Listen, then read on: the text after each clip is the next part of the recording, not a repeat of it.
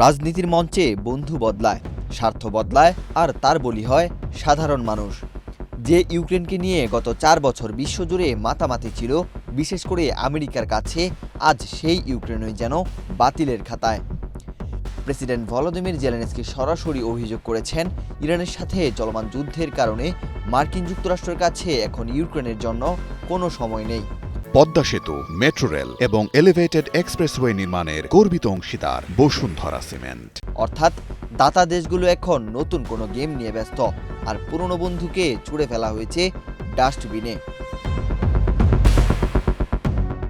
German সংবাদ মাধ্যম জেডডিএফকে দেওয়া এক সাক্ষাৎকারে জেলেনস্কি যে বোমা ফাটিয়েছেন, তাতে বিশ্ব রাজনীতি মহলে ব্যাপক আলোড়ন সৃষ্টি করেছে। তিনি পরিষ্কার জানিয়েছেন, ইউক্রেন রাশিয়া যুদ্ধ থামানোর কথা ছিল যাদের, সেই স্টিভ উইটকফ ও জ্যারেড কুশনার এখন ইরানের সঙ্গে ধারাবাহিক আলোচনায় দিনরাত পার করছেন।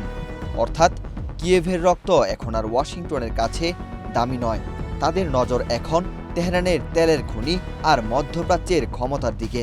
জেলেনস্কি এক প্রকার হুঁশিয়ারি দিয়েছেন, যুক্তরাষ্ট্র যদি পুতিনকে ভয় দেখানো বন্ধ করে শুধু নরম সুরে আলাপ করে, তবে ইউক্রেন আর কাউকে তোয়াক্কা করবে না। শুধু কি কূটনৈতিক বেইমানি? না, জেলেনস্কির সবচেয়ে বড় আক্ষেপ অস্ত্রের সংকট নিয়ে। তিনি জানিয়েছেন, PAC-3 এবং PAC-2 মিসাইলের মতো আকাশ প্রতিরক্ষা সরঞ্জাম পেতে এখন চরম বেগ পেতে হচ্ছে ইউক্রেনকে।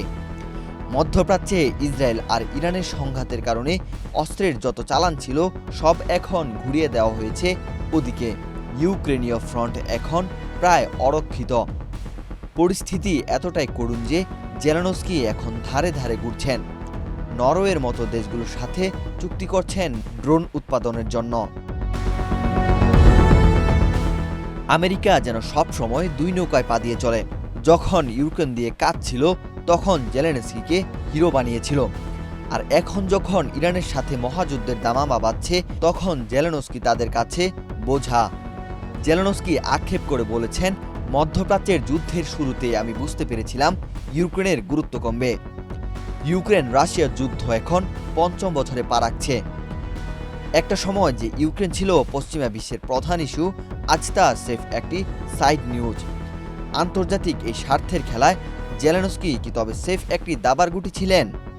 পুতিনের উপর চাপ না কমিয়ে আমেরিকা কেন রাশিয়ার সাথে নরম সুরে কথা বলছে, তা নিয়ে এখন নতুন করে প্রশ্ন জাগছে।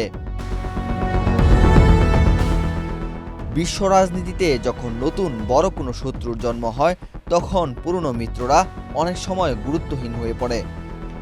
জেলেনস্কির এই করুণ আক্ষেপ কি ট্রাম্পের কানে পৌঁছাবে, নাকি ইরান যুদ্ধের দাম দিতে গিয়ে পুতিনের কাছে ইউক্রেনকে সঁপে দিয়ে নিজেদের হাত ধুয়ে ফেলবে বিশ্ব শক্তিগুলো?